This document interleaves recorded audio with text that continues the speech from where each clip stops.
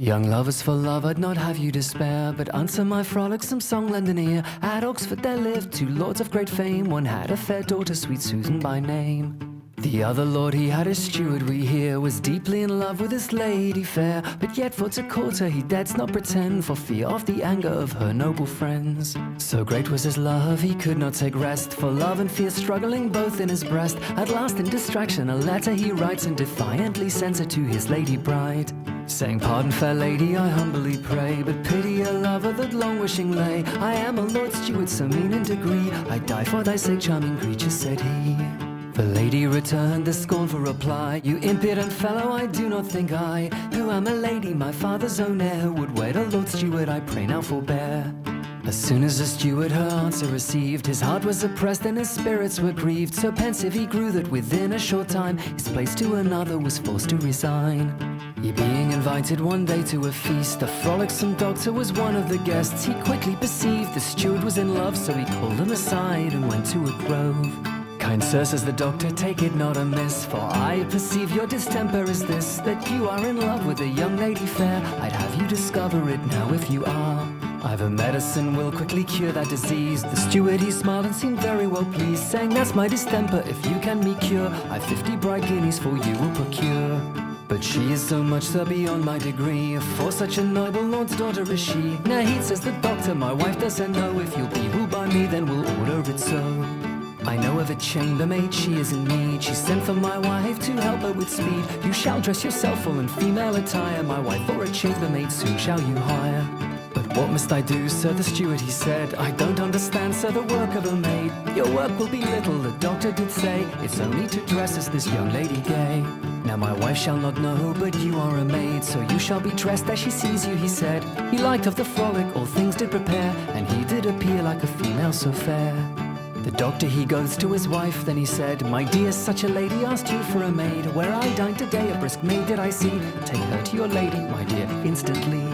"Come, I will go with you," the woman did say. "The lady will like you because you are gay." The steward did strut with an air and a grace, and goes with the woman to see his new place. The lady the chambermaid liked, I declare, so she gave her earnest and hired she were. "I love a neat maid," the lady did cry, "for I with my chambermaid always do lie." The steward a curtsy he dropped to the ground, for joy of that word he was ready to swoon. Being hired he backed to the doctor did he, overjoyed that he was with his lady to be. The doctor cried, "Steward, how will you forbear? Don't for fear that discovered you are. It is a temptation I needs must confess, but you must forbear it, sir, nevertheless." The steward he goes to his place for to find the lady she liked of his service so well. He was her bedfellow, he knew all her mind, each night they would talk of their sweethearts kind. "Here was a lord steward," the lady did say, "not long since he wrote a letter to me, and really I liked his person," said she, "but only he is so mean in degree."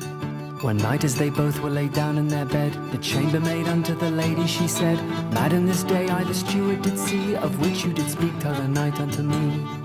"Well, how did you like him?" the lady did say. "Why, madam, I think he is proper and gay, his courteous behaviour, his carriage and mien, his person, I think it is fit for a queen." So then with a smile the young lady replied, "I wish that he lying here was by my side, but unto the match you may very well think, my parents by any means will not consent." They talk of love stories till they fall asleep, then close to her side the steward did creep. Her charms he admired as by her he lay, remembered still what the doctor did say.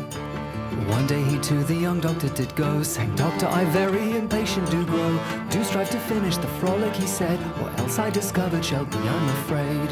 The doctor he gave him a medicine to take, saying, "This will lay you in a sound sleep. 'Twill stop any motion," the doctor he said, "that all which do see you will think you are dead.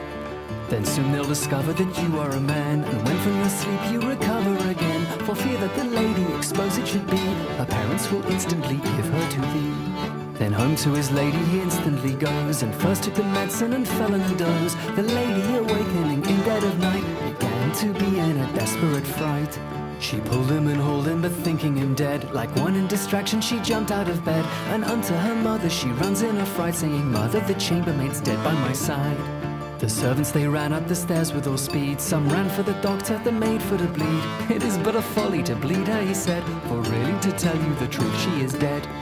The lady sat down and she bitterly wept. I'm sure I am grieved that she died by my side. She was a good servant, the young lady said. I'm sure I am sorry poor Betty is dead.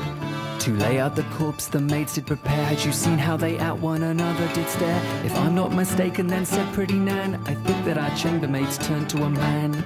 Oh man, says the lady, I'm sure you are wild. I hope that the rogue has not got me with child. With child, says the mother, you impudent queen. What is it by all this juggling you mean?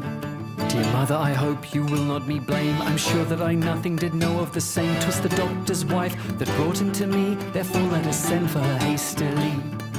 When to the woman they had told their tale, she cried, in your judgment, girls, do you not fail? She goes to the corpse and pulls down the sheet. She cries, he's a man, I plainly do see it.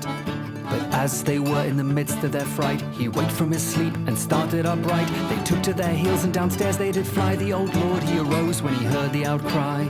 The steward, he dressed himself down, did he come? The old lord, he said, what is this you have done? Come tell me the truth, or I solemnly swear I surely will punish you very severe.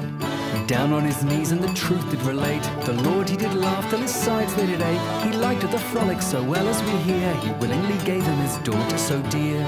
But is that the truth? I now declare I really believe that he did it for fear. The lady, his daughter, by him was trepanned, for it plainly was proved she had lain with a man.